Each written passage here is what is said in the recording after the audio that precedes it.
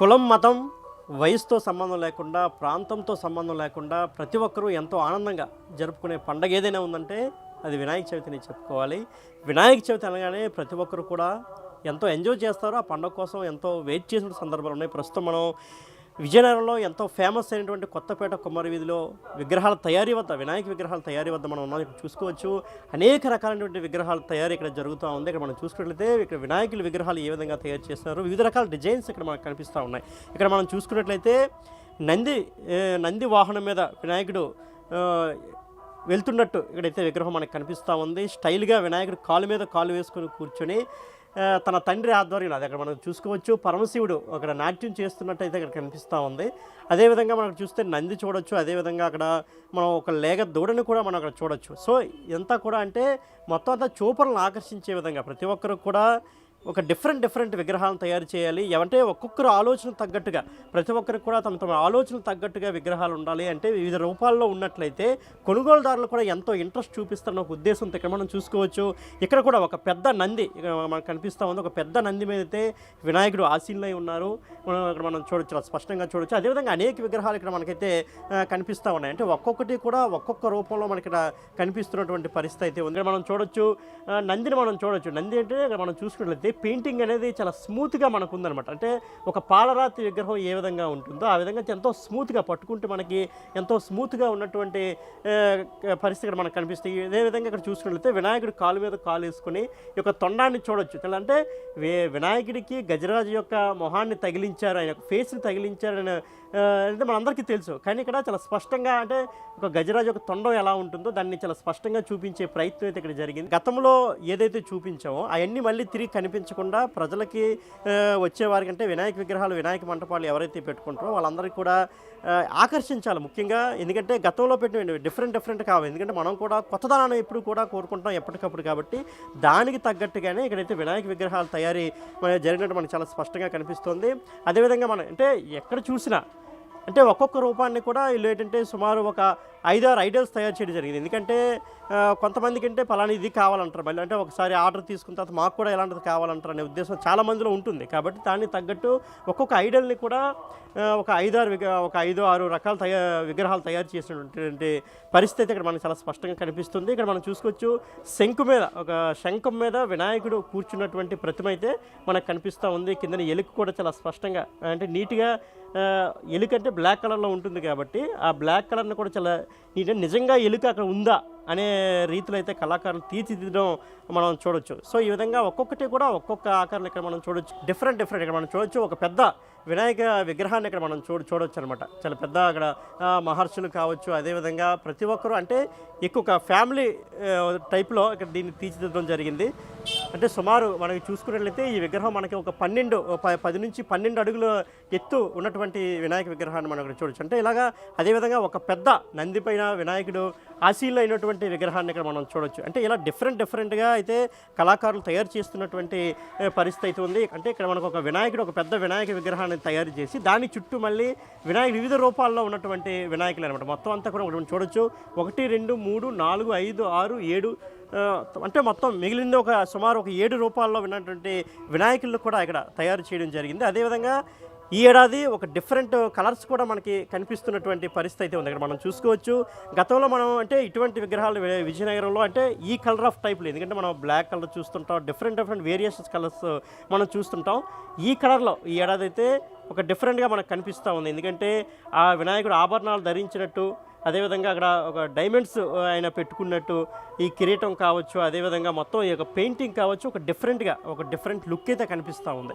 అదేవిధంగా మనం ఇక్కడ చూసుకున్నట్లయితే వినాయకుడి దగ్గర రాధాకృష్ణుడు ఉన్నటువంటి విగ్రహాన్ని అయితే మనకి ఇక్కడ తయారు చేసినట్టయితే చాలా స్పష్టంగా అంటే ఒక డిఫరెన్షియేషన్ క్రియేట్ చేయాలనేది అయితే చాలా స్పష్టంగా మనం చూసుకోవచ్చు. చాలా స్పష్టంగా 1, 2, 3, 4, 5, 6, 7 అంటే వివిధ రూపాల్లో వినాయకుడి చుట్టూ మళ్ళా ఆయన పైనే వివిధ రూపాల్లో ఉన్నటువంటి వినాయకుడు. ఎందుకంటే ఒక్కొక్కరు కూడా వినాయకుడిని ఒక్కో రూపంలో కొలుస్తున్నటువంటి పరిస్థితులు కూడా మనం ఎన్నో చూసాం.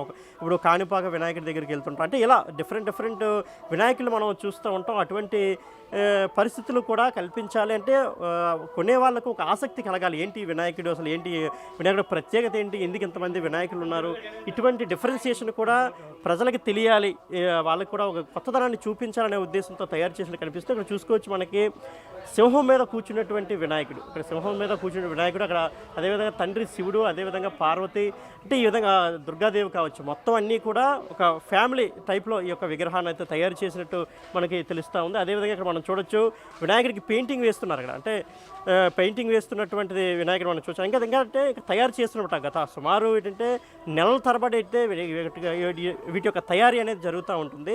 ప్రస్తుతానికి ఇంకా ఆ ప్రాసెస్ జరిగింది, ఎందుకంటే సెప్టెంబర్ 7వ తారీఖు మనకి వినాయక చవితి, ఈలోపు కూడా ఇంకా విగ్రహాలు తయారు చేస్తూనే ఉన్నారు. ఎందుకంటే కొంతమంది వీటికి ఆర్డర్స్ ఇస్తుంటారు, మాకు ఈ విధంగా కావాలి. ఇక్కడ మనం చూడొచ్చు నెమలికి అంటే కన్నులు వేస్తున్నటువంటి కన్నులు పెయింటింగ్ వేస్తున్నటువంటి విగ్రహాన్ని ఇక్కడ మనం చూడొచ్చు. అంటే ఈ విధంగా డిఫరెంట్గా మనకి చూపించే ప్రయత్నం అయితే ఖచ్చితంగా జరుగుతుంది. మనతో పాటు కొంతమంది అంటే విగ్రహాల తయారీదారులు మనతో ఉన్నారు, అంత మాట్లాడే ప్రయత్నం చేద్దాం. చెప్పండి, మొత్తం ఎన్ని నెలల నుంచి ఈ ప్రాసెస్ నడుస్తుంది? ఈ ప్రాసెస్ వచ్చి ఒక 6 నెలల నుంచి నడుస్తుందండి. 6 నెలల నుంచి ఒక 11 మంది 12 మంది మేము స్టాఫ్తో ఉండి, అంటే ఒక రోజులో అయ్యేది కాదు ఇది. ఒక 5-6 నెలల నుంచి అలాగా అందరం కలిపి ఒక అచ్చు తీసుకొచ్చామంటే, ఆ అచ్చుని ఒక రోజుకి ఒక 10 మంది కలిపి ఒక 5 బొమ్మలు తీసామంటే, ఆ మరుసటి రోజు ఒక బొమ్మకి ఒక రోజు ఒక ఫినిషింగ్ పడుతుంది. ఆ మరుసటి రోజు చేతులు పెట్టడం జరుగుతుంది. అలాగే ఏంటంటే ఇప్పుడు మీరు చూసిన విగ్రహాలన్నీ కూడాను మేము 6 నెలల నుంచి కలిపి చేసుకొని వచ్చినవి అనమాట. ఇప్పుడు ఈ దశకు వచ్చి చివరి దశకు వచ్చి ఆల్రెడీ కలర్ ఆల్మోస్ట్ అయిపోయి, ఇంకా చెమ్కీలు డెప్త్ వర్క్లు అలాంటివి ఏమైనా ఉన్నాయి. ఇది అంటే మొత్తం అసలు ఏ మెటీరియల్ మీరు అందులో యూజ్ చేస్తారు వినాయక విగ్రహాల తయారీలో?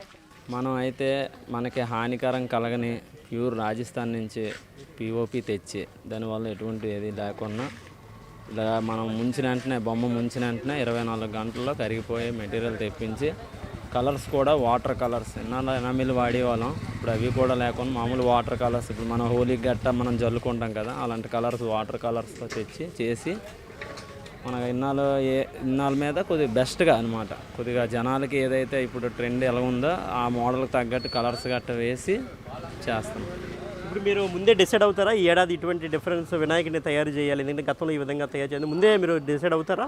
అంటే ప్రింట్లు ముందే డిసైడ్ చేస్తారా? అవుతామండి. మాకు లాస్ట్ ఇయర్ కస్టమర్ వచ్చాడంటే, లాస్ట్ ఇయర్ చూసిన వాళ్ళు మా షెడ్లో ఈ ఇయర్ ఉండకూడదు, ఉన్నారంటే కస్టమర్ నిలబడ్డు. వాళ్ళకి ఏంటంటే కొత్త మోడల్ కావాలి. మేము చాలా వరకు కొత్త మోడల్సే, అంటే లాస్ట్ ఇయర్కి చాలా మోడల్స్ ముందు కూడా ఇప్పుడు చాలా వరకు సినిమా ట్రెండ్ తగ్గట్టు, లేదంటే మన మహాభారతం అలాగా కొత్తగా ఏమైనా అందులో అంటే భారతం నుంచి లేదంటే మన రామాయణం నుంచి అందులో ఏవైనా అవతారాలు తీసుకొని వినాయకుడిని తయారు చేయడం, అలాంటివన్నీ కొత్తగా, అంటే జనాలకి ఈ మోడల్ అయితే పర్లేదు, ఈ మోడల్ ఎప్పుడు ఈ జనాలు చూడలేదంటే అలాంటి మోడల్ ఏదైనా ఉంటే జనాలకే కట్టిస్తాం, చేస్తాం. ఇప్పుడు గతంతో పోల్చుకుంటే ఇప్పుడు వినాయక విగ్రహాల తయారీ ఈ యొక్క బిజినెస్ ఏ విధంగా ఉంది? గతంతో పోల్చుకుంటే ఇప్పుడైతే పెద్దగా ఏం లేదండి వ్యాపారం. గతంలో బాగుండేది, ఇప్పుడు చుట్టుపక్కల గట్ట కొంచెం ఈ కంపెనీలు గట్ట వచ్చేసి వ్యాపారం అయితే బాగా ఇప్పుడు అనుకున్నంత ఇదిగా ఏం లేదు. గతంలో బాగుండేది, కరోనా అయిపోయిన తర్వాత ఫస్ట్ సంవత్సరం బాగుంది, రెండో సంవత్సరం బాగానే ఉంది, ఈ ఇయర్ అయితే ఏం లేదు. లాస్ట్ ఇయర్ కూడా కొద్దిగా డిమ్గా అనిపించినా సరే చివరిలో కొద్దిగా అందుకోవడం ఏదో అలాగా మేము పెట్టిన పెట్టుబడులకి అలాగేదో మాకు కూల్ డబ్బుల్లాగా అలాగేవో వచ్చాయి. ఈ సంవత్సరం అయితే పెట్టిన పెట్టుబడులు కూడా రాని పరిస్థితి ఉందన్నమాట. ఇప్పుడు ప్రజెంట్ అయితే మీరు వచ్చారు, ఒక గంట ఎంతసేపు అవుతుంది, మా షెడ్లో ఉన్నారు, ఈ గంటలో ఒక కస్టమర్ కూడా మన షెడ్లోకి రాలేదు. అంటే అలా ఉంది పరిస్థితి. అంటే నిన్న ఆదివారం అది ఏదో ఊహించాం వస్తారనుకో, నిన్న కూడా ఏం పెద్దగా లేదు, అదే కొద్దిగా బెంగలాగా ఉంది. ఇంత పెట్టుబడులు పెట్టాం, స్టాఫ్ కూలు మెటీరియల్, మేమైతే మా కాడ డబ్బులు కట్టలేమని, మేము పేదవాళ్ళమే, మేమేదో ఈ సీజన్ వచ్చేసరికి సప్పులు తెచ్చుకొని వడ్డీలకు తెచ్చుకొని వ్యాపారం చేస్తాం. ప్రస్తుతానికైతే వ్యాపారం లేదు కాబట్టి కొద్దిగా బెంగతో ఉన్నాం. అయితే ఇప్పుడు మీ దగ్గర ఇప్పుడు సుమారు 2-3 షెడ్లలో వినాయక విగ్రహాలు మీరు అమ్ముతున్నారు కదా, ఏదైనా అగ్ని ప్రమాదం సంభవించి ఈ తుఫాన్లు వచ్చి ఏదైనా ప్రమాదం జరిగితే నష్టపరిహారం ఎలా, మీకు ఏదైనా ఇన్సూరెన్స్ ఏమైనా ఉంటుందా దీనికి? మాకైతే ఏ ఇన్సూరెన్స్ ఉండదండి, ఏముండదు. ఇందులో అగ్ని ప్రమాదం ఏదైనా అంటే దీనికి అగ్గితో అయితే దీనికి ఏం ప్రమాదం ఉండదు. ఒకవేళ ఏమైనా తుఫాన్ వచ్చి ఏమైనా పెద్దగా గాలి వేస్తే, ఇప్పుడు ఈ తారపనులు ఉంటాయి కదా షెడ్లు వేస్తాం, అవి ఏమైనా ఎగిరిపోయే అవకాశాలు ఉంటే బొమ్మలన్నీ తడిసిపోయి మాకు ఏదైనా నష్టం వచ్చే అవకాశం ఉంటుంది, కానీ దానికోసం ఎవరు మాకు ఏది చేసే అయితే మాత్రం ఏం లేదండి.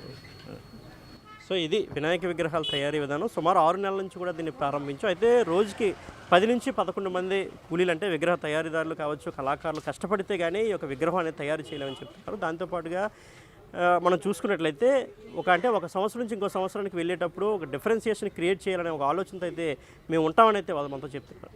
ఇది వినాయక విగ్రహాల తయారీ విధానం అనేది ఈ విధంగా ఉంది. ఇక్కడ కెమెరామెన్ హరీష్తో Shivashankar, big TV, Vizianagaram. For more videos like this, subscribe Big TV channel.